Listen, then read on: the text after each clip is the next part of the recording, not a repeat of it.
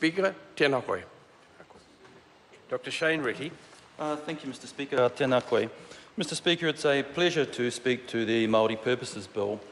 Often we have bills in front of the House that are fixing something that's fundamentally broken or fundamentally wrong. Well, this is not one of them. The Wipere Trust is successful. 460 beneficiaries, $66 million in net assets. And this is a successful trust. But what it wants to do, it wants to be more successful, and it wants to move through into a modern world. What this bill does is it allows the Wipere Trust to do that. It allows it to adopt a more commercial model and to achieve greater economic autonomy. Now, how does it do this? Well, it replaces the trustees with an incorporated trust board with a body corporate status and limited liability.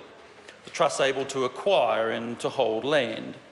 Removes ministerial involvement from the governance arm, and it allows the trust to maintain its own register of beneficiaries.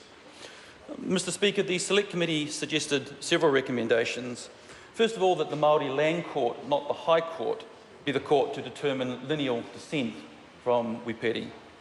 Secondly, that there should be disclosure of trust board members' conflicts of interest. And thirdly, review of the new constitution that's being formed under this bill in 5 years' time. Mr. Speaker, this bill is also future-proofing for legislation in progress. The Ture Whenua Māori Act is likely to only require consequential amendments to this, the Māori Purposes Act. Together then, this legislation will improve both the outlook and benefit for Māori, and the Wipere Trust with this bill can embrace their new autonomy. And this is a good thing, Mr. Speaker. I commend this bill to the House.